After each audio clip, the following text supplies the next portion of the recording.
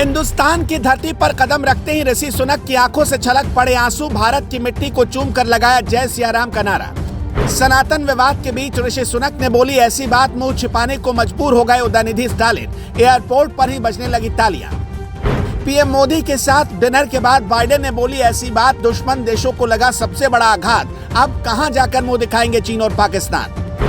G20 शिखर सम्मेलन के लिए दुनिया के सबसे ताकतवर मुल्कों के नेता भारत की धरती पर कदम रख चुके हैं। अमेरिका के राष्ट्रपति जो बाइडेन, ब्रिटेन के प्रधानमंत्री ऋषि सुनक समेत पूरी दुनिया के दिग्गज नेता जैसे ही हिंदुस्तान पहुंचे, वैसे ही चीन और पाकिस्तान के अंदर घमासान मच गया।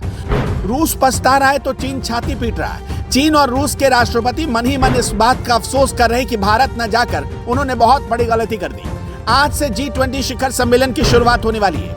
पूरे हिंदुस्तान के लिए ये बहुत गर्व की बात है कि पहली बार भारत G20 शिखर सम्मेलन की अध्यक्षता कर रहा है। इस सम्मेलन में पहुंचने के बाद मानो ब्रिटेन के प्रधानमंत्री ऋषि सुनक और अमेरिकी राष्ट्रपति बाइडेन ने तो ऐसा बोला कि पाकिस्तान से चीन तक घबरा उठे। तो हिंदुस्तान में सनातन धर्म पर उंगली उठाने वाले उदयनिधि स्टालिन और ए राजा जैसे नेता मुंह छिपाने को मजबूर हो गए।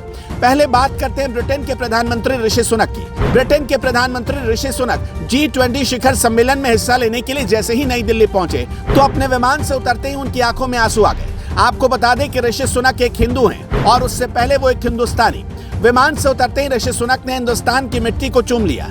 केंद्रीय मंत्री अश्विनी चौबे ने ऋषि सुनक का गर्मजोशी से स्वागत किया। इस दौरान ऋषि सुनक के स्वागत में जय सिया राम के नारे भी लगाए गए। G20 समिट के लिए ब्रिटेन के प्रधानमंत्री ऋषि सुनक ने कहा, मैं मोदी जी का बहुत सम्मान करता हूं क्योंकि व्यक्तिगत तौर पर वो हमेशा मेरे साथ रहे हैं। हम ब्रिटेन और भारत के बीच व्यापार सौदे को पूरा करने की कोशिश में जुटे हैं। G20 भारत के लिए एक बड़ी सफलता है और भारत इसके लिए सही समय पर सही देश है। यहाँ तक तो सब कुछ ठीक था, लेकिन इसके बाद ऋषि सुनक ने जो कहा उसे सुनकर उदयनिधि स्टालिन और ए राजा जैसे नेता मुंह छिपाने को मजबूर हो गए। आपको बता दें कि हाल ही में तमिलनाडु के मुख्यमंत्री के बेटे उदयनिधि स्टालिन ने सनातन धर्म को लेकर विवादित बयान दिया था। इसके बाद दक्षिण से लेकर उत्तर तक सियासी भूचाल आ गया। इसके बाद उदयनिधि स्टालिन के बयान को लेकर अमित शाह, योगी आदित्यनाथ समेत तमाम बड़े नेताओं ने कड़ी निंदा की। लेकिन अब ऋषि सुनक ने जो कहा है वो उदयनिधि स्टालिन और ए राजा जैसे नेताओं को कान खोलकर सुनना चाहिए। आपको बता दें कि हिंदू धर्म से जुड़े एक सवाल पर ऋषि सुनक ने कहा, मुझे हिंदू होने पर गर्व है और मेरा पालन पोषण इसी तरह हुआ। मैं ऐसा ही हूँ। मुझे उम्मीद है कि अगले कुछ दिनों तक मेरे यहाँ रहने के दौरान मैं किसी मंदिर के दर्शन कर सकूंगा। अभी रक्षाबंधन था जिसमें मेरी बहनों ने मुझे राखी बांधी। मेरे पास दूसरे दिन ठीक से जन्माष्टमी मनाने का समय नहीं था, लेकिन उम्मीद है कि जैसा कि मैंने कहा कि हम अगर किसी मंदिर जाएं तो मैं इसकी भरपाई कर सकूंगा। मेरा मानना है कि आस्था एक ऐसी चीज है जो हर उस व्यक्ति की मदद करती है जो अपने जीवन में आस्था रखता है।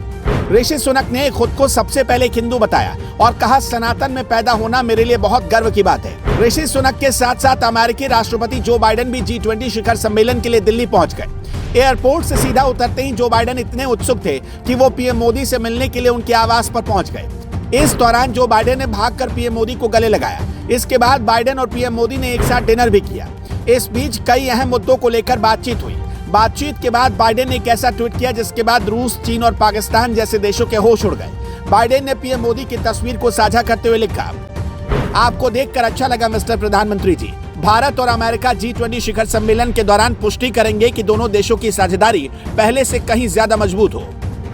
यानी एक बात तो तय है कि बड़े बड़े ताकतवर मुल्क भी अब भारत के आगे नतमस्तक है और ये संभव हुआ है पीएम मोदी की वजह से। पिछले 9 सालों में अगर कोई ये कहता हो कि पीएम मोदी ने क्या किया है तो उसको G20 शिखर सम्मेलन को देख लेना चाहिए, जहां आज दुनिया के ताकतवर नेता भारत की धरती पर एक साथ जुटे हैं और ये पूरे हिंदुस्तान के लिए गर्व की बात है। Bureau report, J24।